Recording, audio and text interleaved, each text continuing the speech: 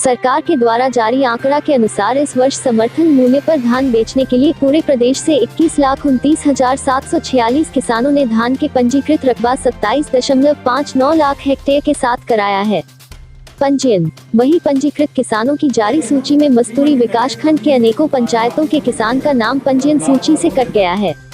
अगर शासन के द्वारा उनका दोबारा पंजीयन नहीं हुआ या किसानों के द्वारा कराए गए पंजीयन को सुधारा नहीं गया, तो इस बार भी मस्तूरी विकासखंड के सैकड़ों किसान समर्थन मूल्य में धान बेचने से वंचित रह जाएंगे। ताज़ा मामला सेवा सहकारी सोसाइटी मरिया, गोराडीहा, औखर एवं मानिकचौरी का है, जहां के नए किसान विधिवत रूप से भूया शाखा मस्तूरी में पंजीयन फॉर्म जमा करने के बाद भी उनका पंजीयन नहीं होने और पंजीकृत किसान जिनका रकबा कम होने या कट जाने से दुखी होकर आज सैकड़ों की संख्या में एसडीएम साहब के पास पहुंचे थे। इस पूरे मामला पर जिला पंचायत सदस्य राजेश्वर भार्गव, सभापति कृषि एवं कांग्रेसी नेता राजकुमार अंचल ने किसानों के साथ मिलकर एसडीएम पंकज डाहिरे से विस्तार पूर्वक चर्चा किया और जल्द से समाधान निकालने को कहा ताकि क्षेत्र के किसान समय रहते अपना धान बेच सके। गोराडीहा के किसानों ने शासन प्रशासन को कोसते हुए कहा कि अगर समय रहते उनका समाधान नहीं निकाला गया तो धरना आंदोलन करेंगे। नवागढ़।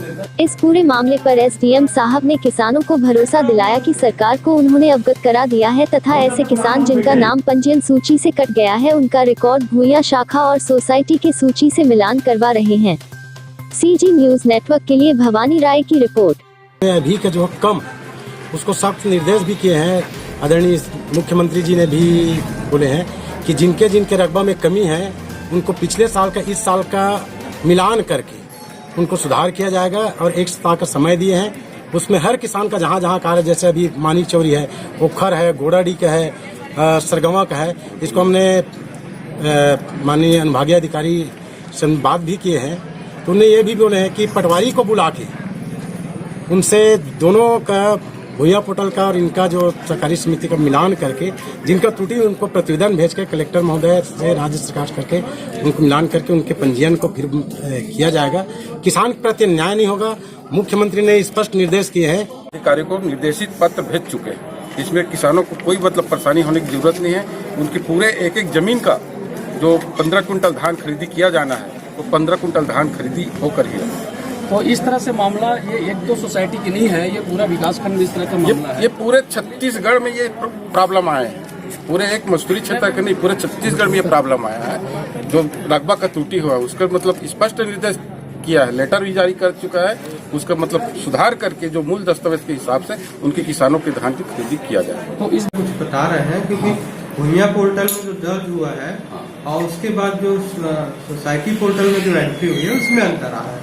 अगर भूया पोर्टल में एंट्री नहीं होती तो इसमें विवाद होता। भूया पोर्टल में आपके पूरे रकबे दर्ज है और सोसाइटी पोर्टल में कुछ अंतर आया है। उसी अंतर को हम लोग को देखना है और उसको सुधार करना। तो क्या जो किसान पहले से भूया में आवेदन किए हैं, अगर वो आज के डेट में उसका अंतर पाया जाता है तो पुनः दोबारा उसका पंजीयन होगा कि नहीं होगा? उसके लिए भी हम राज्य शासन को भेज देंगे। उसके लिए भी निर्देश आया हुआ है सुधार के लिए, उसको भी भेजेंगे। क्योंकि सर इस तरह से पिछले बार बहुत एक मामला ग्राम पंचायत ये गोबरी के पास ऐसा मामला आया था जिसमें काफी किसान थे जो धान बेचने से वंचित रह गए थे। पूरे राज्य में इस तरह के मामला को कई बार न्यूज वाले भी और इस बार निर्देशित पहले से किया गया है। एक ऑर्डर आया रेवेन्यू की तरफ से।